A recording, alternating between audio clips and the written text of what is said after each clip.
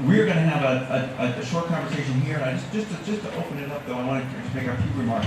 One is we've talked a little bit about this idea of changing this paradigm from outputs to outcomes. That's sort of but I want to spend like a minute talking about paradigms because that's kind of an important concept. So like a paradigm basically is a set of ideas that shape your thinking. It's very hard to step outside of a paradigm. So if for a long time people believed the Earth was the center of the universe, and if that's true, then to explain the way the stars move across the sky is that they move, So these old Greek models showed these sort of plates that would move over, and you sort of watch these, and they're predictable and whatnot.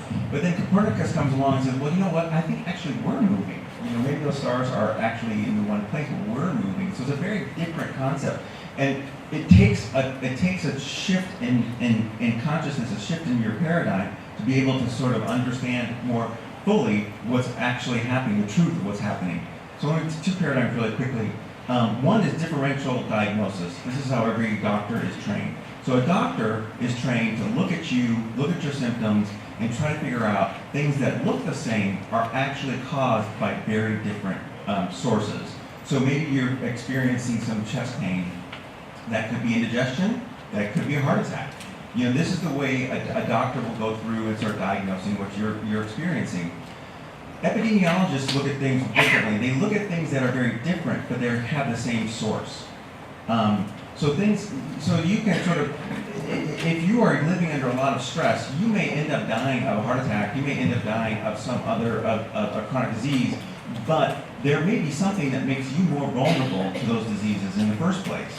And what increasingly epidemiologists, and it's not a coincidence that the book is dedicated to a Berkeley epidemiologist, is that there's this understanding that at the source there are these problems that are causing bad outcomes the connections aren't as easy to make initially. So what we are finding, what is really clear, is that poverty is something that is at root the cause of so many of the things that we are trying to fix. So if you care about education outcomes, you have to care about poverty. If you care about improving health, you have to care about reducing poverty. If you care about more productive workers, you have to think about how we can reduce poverty, because in all of those cases, no matter what you do in your social services, at root, this is something we're trying to tackle. Now, we don't have the business models to do that yet. We don't know how to do it, we don't know how to finance it, but that's what this book is about, is trying to figure out how do you finance cross-sector approaches to attack a root problem like poverty. And so what we're trying to do here is find a way to sort of these twin revolutions that are really taking the country by storm. One is to switch to outcomes, and the other, outcomes-based financing, and the other is population health. So increasingly, bigger and bigger proportions of the population are falling under these population health business models where you're paid per person per year to keep somebody healthy. Now the minute that happens, it starts reorienting you to an outcomes orientation. So like I have Kaiser Permanente as my medical provider and my health insurer. And because they're both, their incentives are aligned. So the minute I walk in there in the fall and to get a regular checkup, someone's giving me a flu shot because they're managing my health because it's in their best interest to keep me healthy because that saves them money. So there's about $1 trillion spent every year on social services. There's about $1 trillion spent on chronic disease that's generated in low-income neighborhoods that could be avoided if we had gone upstream and solved problems like poverty in the first place. So to me, there's about $2 trillion on the table every year that we can reorient in the systems. But that requires people being able to sort of show that they can create the outcome that we're looking for. So that's what this panel is about. We have two people on the dais here who are going to talk to us a little bit about how they create value, how they improve people's lives so that it does, that it helps solve somebody else's problem. You may be housing somebody, but the benefits may accrue to the health system, or the education system, or to these other systems.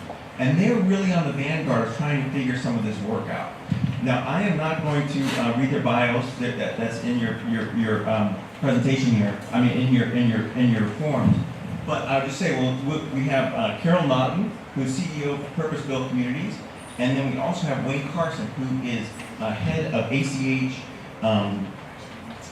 Child and Family Services. Sorry, I should have remembered that. So we're going to start with a conversation with them about how they create value, how they solve other people's problems, how they sort of put their work into a larger frame of reference in a bigger paradigm. So I'm going to start with Wayne. And Wayne, maybe you just kind of tell the audience a little bit about what you guys do at ACH and just give us some background. Right. So ACH Child and Family Services is a 103-year-old not-for-profit organization founded in 1915 with the goal of protecting children and preserving families. For a long time, we were an orphanage. We had 64 beds that kids could come to live in if they weren't able to live with their families. As the community changed, as we grew as an organization, we really wanted to look at better ways to impact the kids and families that are living in Fort Worth, Texas. So we've now evolved into a multi-service organization that has about 14 different options for kids if something is happening at home and they're not safe or not able to stay at home. And then 4 years ago, we dove head first into the world of performance-based contracting when the state of Texas identified that the foster care system in the state of Texas is very problematic and has been for a long time. The model, a performance-based model was designed. It was based on doing things more of a local level instead of having our government in Austin be parents for 30,000 kids all over the state. Recognizing that solutions to these problems may look very different in Fort Worth, Texas than they look in Lubbock, Texas. And so in 2014, we started a performance-based contract to generate better outcomes in 7 counties in Texas in the foster care system. And we've been successfully implementing that for right at 4 years now. That's great. And we're going to come back to you. I want to ask, how is that different than the way it was done before? It's a question I'll have for you. But before that, Carol, I want to ask you. So you're in the business of creating value. You're in the business of really improving lives. But you write about that in your chapter in the book. I wonder if you can sort of tell us a little bit. What does it mean sort of for the work that you do to sort of be focused on outcomes? And how might you think of Wayne's organization as a way of achieving that goal? Well, first, thank you. I'm so glad to be here at Paul Quinn College. I'm a huge fan. My daughter wears a We Over Me t-shirt 3 or 4 times a week. So I'm really glad to be here. I'm a fan of what Dr. Sorrell and everybody here is doing, so thank you for hosting us.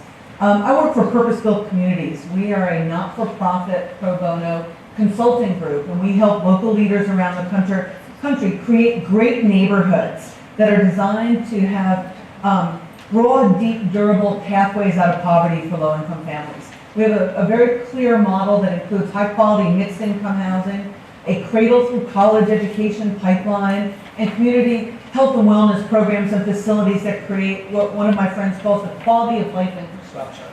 And we think the secret sauce to this is what we call a community quarterback organization, which is almost always a newly created nonprofit who's not in the business of delivering services, but helping all of those other complicated, long-term cross-sectoral partnerships really be excellent at what they do and creating great outcomes with and for the community. And that's how Wayne and I met 5 or 6 years ago on a project in Fort Worth at which ACH is one of the anchor, really one of the fundamental anchors in this neighborhood community.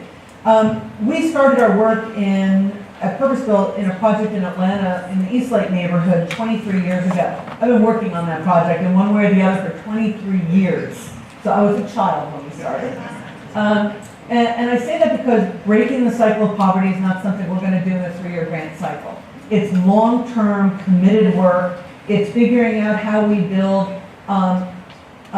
permanent affordability in a mixed-income environment, figuring out how we create great schools that will, as Michael says, create kids who can get those great jobs and make a lot of money, right? So that's what we try to do. The community quarterback at East Lake is, I think, the most important innovation in our work that we've been involved in. Because everything else that we're doing, lots of other people have been doing, great schools, great housing, health and wellness. People are doing that all over the country. And some of it doing it really well. But the community quarterback with the focus on excellence and excellent outcomes in this whole work, I think, is what redefined our work and distinguished it from what some other folks have been doing around the country.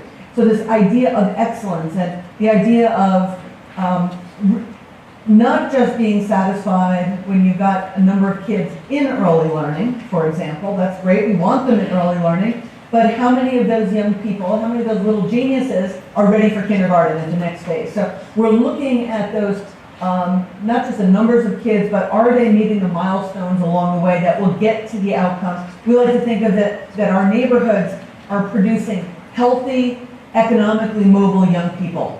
Young people who will have access to any kind of job they want because they can compete with anybody else in the world, who will be healthy, who will be ready to take the world, who will view the world as their oyster. And so working with organizations like Wayne, who are so good at what they do, finding best-in-class partners, like Wayne's organization, who can provide some of those services in a way that makes sense for that community. And to Wayne's point, not wanting to do the same thing in Atlanta, or as in Fort Worth, as in Dallas, as in Portland. It's going to look different every place because we want to build on the strengths of local organizations and allow them to have both the resources and the opportunity to really thrive. So Carol and Wayne, so the way the world is run in silos that have budgets and they pay for outputs. So how is it that you shifted to performance-based contracting? How is it that you sort of who pays for the quarterback? How does that function get funded? How did you guys switch into this sort of more outcomes-oriented sort of approach to the work that you're doing earlier, before, and the book wasn't even written yet, so I don't even know how you figured it out. So I don't know. Go ahead. Well, I will say from our perspective, the East Lake Foundation, which is a community quarterback in Atlanta, was started by a private sector business guy who had been a philanthropist for a long time. So I think he brought a private sector orientation to it. And so he was thinking about, well, how do you build in economic sustainability? And we didn't do it perfectly by any stretch of the imagination, but we were thinking, well, if we can embed this community quarterback in real estate transactions, that because they're helping to create part of the value here, they should share in the cash flow from these new development opportunities. So the development of the new apartments, the grocery store, all those kinds of things that would throw off some cash would be, some of that would go to the community quarterback to help sustain it long term. We also do, really traditional fundraising. We go after competitive grants in that regard. But in the East Lake neighborhood, again, this is the value of having, for-profit people on your team. There was a historic golf course in the East Lake neighborhood called the East Lake Golf Club. It's where Bobby Jones learned to play golf. It was in bankruptcy and it was about to be sold on the courthouse steps when one of the members of that club, who loved it, called Tom Cousins, who's the philanthropist who started our work, and he said, I know you love golf. I know your foundation is already investing in the East Lake neighborhood. Wouldn't you be interested in buying this club? Because if you don't, the only other buyer is a landfill. And so 200 acres in this residential neighborhood could have been turned into a landfill. And so Tom bought that golf club, donated it to his family foundation with two conditions. The first was that the club be restored to its former glory in honor of Bobby Jones and Alexis Sterling and these other great golfers. But more importantly, that the cash throw-off from the operation of that club would come back to support the community revitalization. And over the last 20 years, it's thrown off about $40 million to support neighborhood revitalization that stays right there in the community, to support early learning, to support the East Lake Foundation, to support college scholarships, all those kinds of things. So, it's a social enterprise more than outcomes-based financing, but it's starting to move how the nonprofit world thinks about sustainability and funding. So it's interesting, it's sort of a change in mindset, change in paradigm, and a little bit of flexible capital that helped make that transition. Yeah. Wait, how did you make the transition? The transition to the foster care project was really based out of a desire, frustration that they working in a system that wasn't working, and an opportunity to do something about it. So this contract was structured in a way that some of the fundamental problems in the system could be addressed. And one of the problems was nobody was accountable.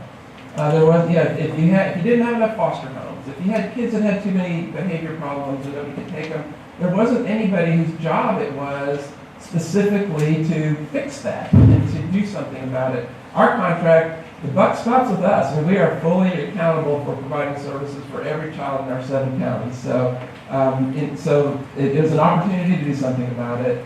There was, the contract was structured with risk passed to us, which was scary, but opportunities to be innovative and to do things we hadn't been able to do before. And it was something that we thought we could do well because it's about engaging the community. And we call our project Our Community, Our Kids, because we really believe the secret sauce is to quit thinking about these kids as foster kids and start understanding these are our kids. They live in our community, they go to our schools, they play on our soccer teams. And so the opportunity was exciting. It was a big challenge because we hadn't done it before. The state didn't really understand how to do a performance-based contract. And then the interesting part about working with Carol and part of the Renaissance Heights project is foster care is designed to be a temporary solution. It's just supposed to be a temporary place to keep kids safe until we can get them back with the family. And I don't know if you know, but we just recently passed a law in Texas that makes it illegal to take a child away from their family just because they're poor. And people think that kids should be taken away from poor families. And so we do not believe that. We believe that kids need to be with their families, they need to be with their relatives. Foster care keeps them safe. But one of the huge barriers to helping kids return back to their family is safe and affordable housing, is quality education, is a neighborhood where they can be safe and can be a part of a viable neighborhood. And so the opportunity to be a part of this project was a very exciting beginning of ways to look at some real long-term solutions to this, and not just do foster care better than anybody else has ever done it, but to do it in the shortest amount of time that anybody's ever done it so we can get kids back to their families. That's fantastic. So I'm going to ask you both to discuss a little bit, but to explain the Renaissance Heights project and how you guys are working together and how an outcomes orientation might guide some of the architecture around that effort. But before we get there, Carol, I want you to talk about violins and obesity. Okay. Violins and obesity. Was it Roseanne Dana talking about? Oh, yeah. What is this about violins on television? That's an There was. Those of a certain age will remember that. That's right.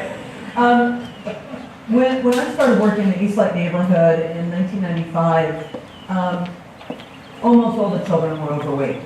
And when we opened our school in 2001, and kids started coming back after being off campus while the housing was being rebuilt, again, almost all the children were overweight. And I say this as somebody who has struggled with her weight every day of her life. But everybody was overweight. And now if you come to East Lake, you don't find a child who's overweight. And David asked me about that once, and she said, well, what kind of program did you have? I said, well, we taught the children to play the violins. And my point is, we did not have an anti-obesity program. We've never had an obesity program. We've created a lot of smart opportunities for people to make good decisions that collectively have created better health for children. So all those decisions from, number one, starting with the idea that we're going to have a mixed income community. Number two, that there would be sidewalks that will be well lit where people could walk. That everybody would walk to school rather than taking the bus. That everybody in the school would get recess every day and that children would get PE 3 times a week. That we moved from doing fish fries and donuts as our fundraisers to something else. That the meals that were served in the community were healthy. That there was a Publix grocery store who came in with access to good, healthy food. And fundamentally, when you come to the community, it is so different now. Now, I didn't think to weigh the 4th graders in 2001. I wish I had, because I think it would show that if the 4th graders weighed X in 2000, they would weigh X minus 25% today. And so again, it's all of these opportunities for kids and families to live rich, full lives that create these health outcomes that we didn't expect to see. And in fact, if you had asked us when we first started if we were in the health business, I would have said, oh no, we're community developers. Now if you ask me if we're in the health outcomes business, hell yeah, we're community developers. Because we realize now in a very important way how these things are connected. So I think this is such a great example of, the essence of the paradigm of switching to outcomes is that you solve someone else's problem. And treating somebody with type 2 diabetes over their life course costs $1 million, and a violin costs $100. So you got to be thinking, who am I saving money for? Who am I helping? What systems benefited from this intervention? Now, I'd like both of you to talk a little bit about your project, explain to the group and how, again, how the outcomes orientation sort of helped you design it. But as you are doing that, I'd like you and the audience to start thinking about some questions you can have for these two about how they made this transition, how the practicality of getting it funded, of dealing with foundations, of dealing with other service providers. How do you sort of keep a coalition together? I have lots of questions for them, but I'd like to hear what questions you have. So let's talk about Renaissance Heights. Would you like to start, or would you like me to jump in? The Renaissance Heights project. So I'll start with our role, and then you can. So it's a 200-acre campus that was a private school for 100 years. Private school closed, and a developer bought the property and saw. Luckily, we had a great developer who saw an amazing opportunity to do something with a fresh piece of canvas. The neighborhood is fascinating as well. In the 30s and 40s, it was a very solid middle-class neighborhood in Fort Worth. We had our golf course too. We have a golf course that Byron Nelson learned to play golf on, and so you can't one up Texas on that one.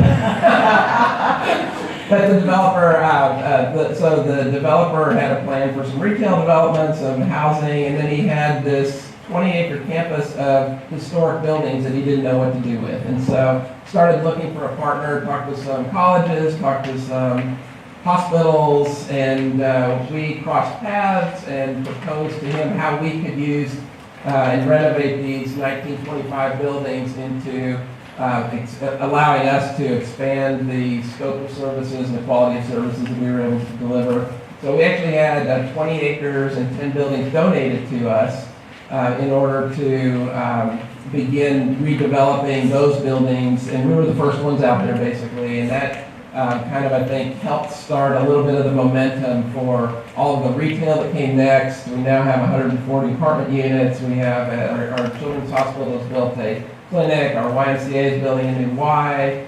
Our community, our college, Texas Wesleyan College, is right up the street. They've been an amazing partner in looking at how to integrate what they do into our services. So the synergy is just very exciting about how things are starting to come together. It's still a work in progress. We still have about 100 acres that's not developed, so that's planned for more residential, but very exciting.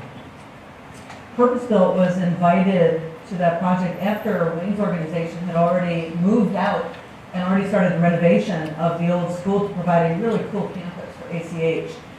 We were invited by two of the folks who were investors in the property, and you all will appreciate this. They bought that 200 acres in 2006 at the top of the market, and then suddenly it was 2007 and 2008 and 2009, and the value of the property was going down, and it was hard to think about how they could finance anything new in a part of town where there hadn't been any new development really in about 45 years.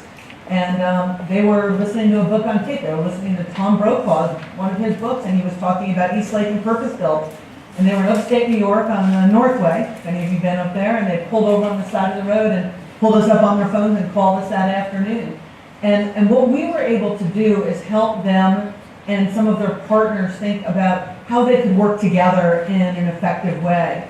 I think one of the coolest things that the team was able to do together, so we had nonprofits who were interested in being in this space. ACH was already there. Cook Children's Healthcare wanted to do a clinic in the neighborhood. The Y was already in the neighborhood and wanted to do a new building and was willing to think about doing that new building on their space. The city wanted to fund a new pool that the Y could manage.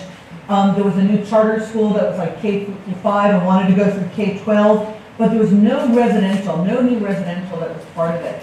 And everybody recognized that all of their organizations would be more effective if the people that they served had access to better housing. And so they met with a couple of developers, invited one developer to come in, and the developer was a for-profit, mixed-income developer, knows how to do this really well, but it was the nonprofits who organized and went up to Austin 4 or 5 times to advocate with the State Housing Finance Agency about the importance of this deal getting the right financing from the state. So think about this, 4 or 5 well-respected nonprofits going to the State House and to the State Housing Finance Agency to advocate for a for-profit developer to get the resources they needed to build the housing. And I say that as an example because it demonstrates that in our work, we're really agnostic as to people's tax status. We just care that they're really good at what they do. And I think that's part of the orientation of thinking about the outcomes that we're trying to get to and not just the process. Not just we need to have a bunch of affordable units. We want to have great quality housing that will create a platform for families across a broad range of incomes to be able to take advantage of all these other programs and work their way up the food chain. That's really helpful. So I have a bunch of questions for them about the project. I didn't realize how important golf was to this whole effort. But I'd like to hear what you have to say. I'm afraid we don't have mics, we can run around. But we are, but if you can just, I want to take 4 questions as a burst and then have them respond. So why don't we go ahead and raise your hand. We'll start here. You can let us know who you are and ask your question, and then we'll go to the second one in the back there. Thank you very much. You talked about 200 acres, and then you subdivided it. You talked about 200 acres, and then it was subdivided into some 20 acres. You talked about control of the housing market for a particular group of people, which is very, very crucial in terms of development for people and creating some type of stable environment. How long do you control that housing?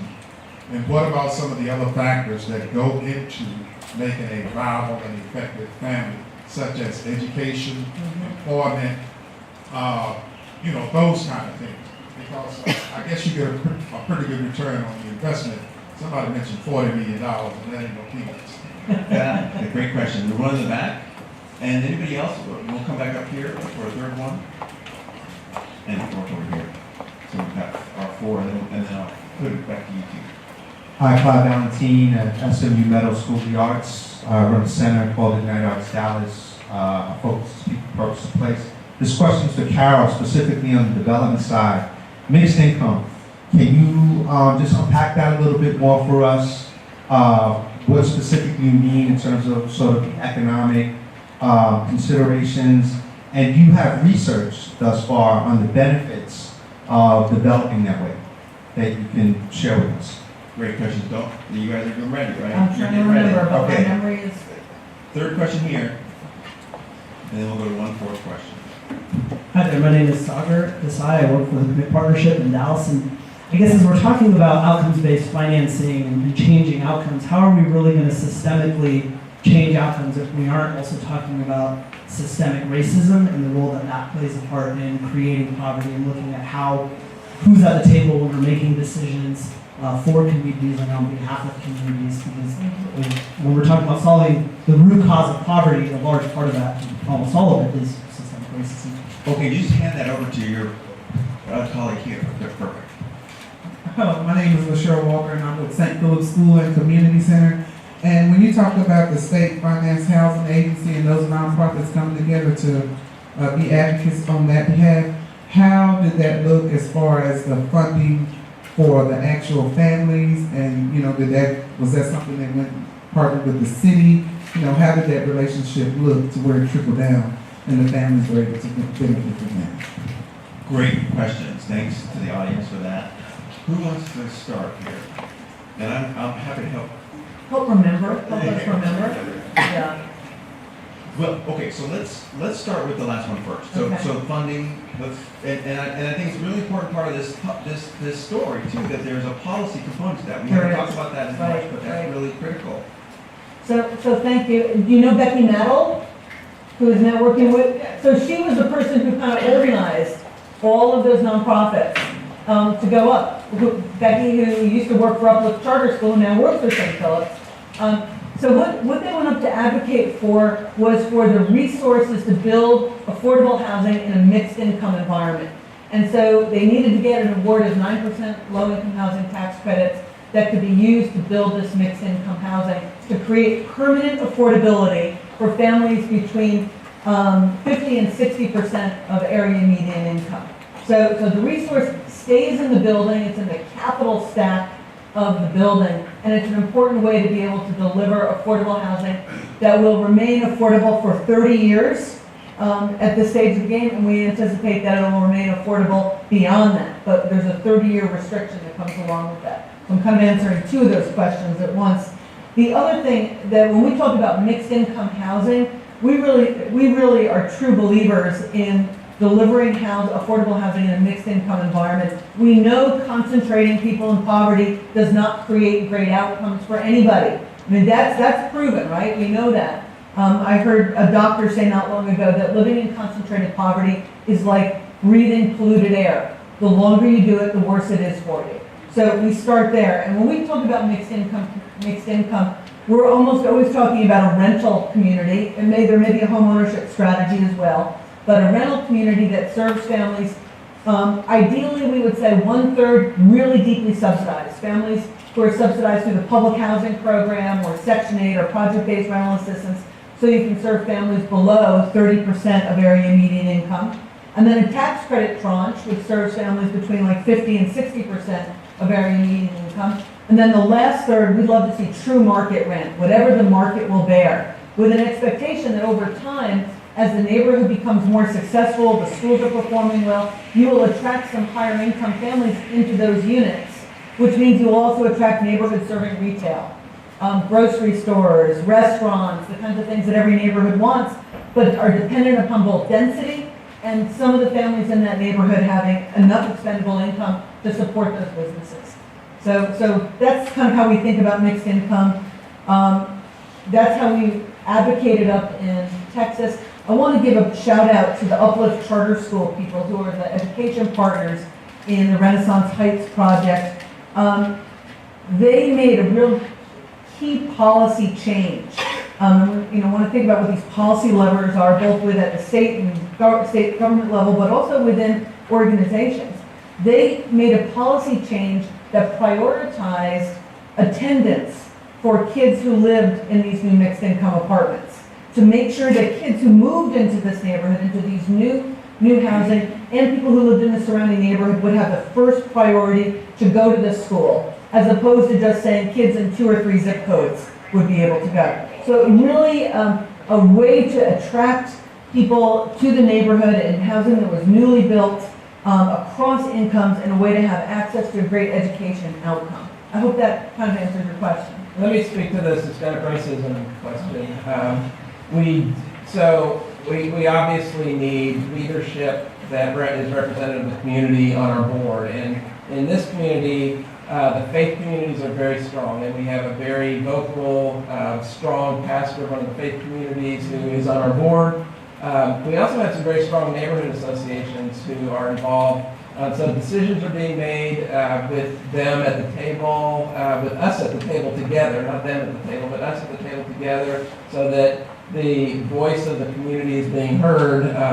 The leader of the faith community did the blessing for the very first ground opening. It was just an amazing bringing the bones back out of the ground to life. And the thing, my expertise on systemic racism is more in the foster care world. It's very clear that children of color are overrepresented in the foster care system, and we think that's for 2 reasons. One, because they're removed for different reasons, and 2, reunification decisions about them going back home are made for different reasons. And so our involvement, we are not involved in the decision of whether kids come into foster care or not. That is a state decision. We are involved in decisions about children being able to return back to family, and we advocate aggressively for children to be able to return home to families based on objective criteria, and sometimes it works and sometimes it doesn't, because that's a court decision. I want to add to that. I think, for a long time, we weren't comfortable calling out racism as clearly as we need to. And I think our organization has really moved into acknowledging that residential racial segregation is probably the most successful public policy of the 20th century. And that's a damning thing to say, but I think we have to acknowledge it and think about it as we unpack where we want to go and where we want to become. I think Richard Rothstein's book, to me, was life-changing. It's one of those things where in the community development world, you think you know all the bad things, right? You think you know, and then you read his book, and it's like boom, boom, boom, you just get slapped around because it's so prevalent in so many places. And if we don't acknowledge it and unpack it and all of us take responsibility for dismantling the impacts of that racism, we're not going to get where we need to go. So we, I think, are better at calling it out. We're still trying to understand it. I think it's an ongoing process for all of us to get where we need to be to really make progress there. We've got about 8 minutes left, and I want to give each of you a couple minutes to close. But a question I had was something that Carol, your colleague Othello Meadows, brought up at a conference we had for bankers that do lending into low-income communities. We just did this a couple weeks ago, where he said that one of the keys that he uses to keep these coalitions together, these partnerships together, is he constantly shows photographs of the second grade kids smiling and playing and enjoying, to get people to give a little more than they might otherwise. Like, how do you motivate people across sector, people you don't control? I mean, a cross-sector sort of intervention, by definition, doesn't have a czar in charge of it. There's no one person. Once in a while, you seem like you get the funding to make it work, but a lot of times it's something other than that. I was really struck, Wayne, by your comment about you talking about this isn't a foster kid program. We're talking about our children. This is how all of us as a community come together to make sure that all the kids thrive. How do you convince other people to kind of give that extra effort, to stay in coalition, to really be focused on the community when you don't have formal power over them? Does that make sense? Yeah. I'll start with one. People are sick of problems that we've been trying to fix and we haven't. So there is a glimmer of hope that there may be some solutions out there. I think people also understand that these are complicated problems, and so it's going to take complicated solutions to address them. And if it's done with the spirit of partnership, and if it's done with the spirit of we're all in this together, but it is hard. I mean, I was laughing in the video when the dollar bills are so nicely dropping into the beds. We have gotten very good at being compliant, and they don't drop that easily. There's a lot of red tape they have to go through before it hits that bed. And so I was astounded with how hard it was for us to shift. I mean, we're good at compliance, but when you have to start thinking creatively and have to start thinking about outcomes and have to think about, okay, if we have a problem, I can't just say, well, we were following all the rules. I mean, everybody was trained, and we had enough staff on, and we had enough square feet per building, and everybody's HR files are updated. I mean, you can't fall back on that, so it's hard. And then the other thing that was hard for us, I think we really underestimate how hard it is to start these. I mean, when you're moving from a compliance system to a performance-based contract, there are startup costs. And how long did Amazon go before they made money? And how long did Google go before they made money? I mean, we had to put $900,000 up front into this before we could even take our first child, because we needed to train people differently. We needed to have infrastructure. We needed to have some analytics people. We needed to have stuff that we didn't have. And also, we're in a high-stakes game, because when you're taking care of kids, you can't make mistakes. You have to be ready. And so we wanted to be ready when the door opened, but it's expensive, and we're still learning about data integrity, and there's a lot of things that we're still learning about. So starting these up is hard, and but the way to, I think, keep people engaged is transparency, communication, and a focus on we have an opportunity to do something that we've never been able to do before. One thing I want to add about this work, and as I ran a community quarterback for 7 years in Eastlake. I ran that organization, and every year our data got better and better. But part of the reason our data got better is because we believed it would get better, and that the kids were capable of greatness, and the parents were capable of greatness. And I feel like, and when I hear you talk, Wayne, you're an optimist, right? I mean, you believe we can do this. If we just, we can do this, and that people are capable of great change, and human beings really can do great things. Sometimes in these systems, we lose that, or you have people who are monitoring and regulating those systems who don't have faith in people. And it's about political will, but it's also fundamentally a sense of optimism in kind of how wonderful this species is.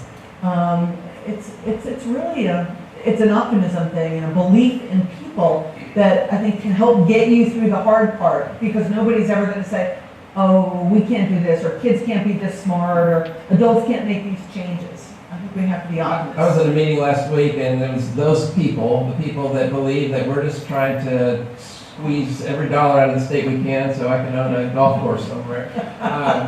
So they were talking about ways they needed to regulate conflicts of interest for us, and one of the suggestions was create a barrier between your finance department and your program department so they can't talk to each other. And so you never make a program decision that is, I'm saying, that's funny, because we do just the opposite. I mean, we work very closely together to make sure we can leverage the dollars that we have to do the best we can for kids. And it's all about that. It's about, is there a level of trust, is there a level of optimism, or is there pessimism and you know, the no trust. Yeah.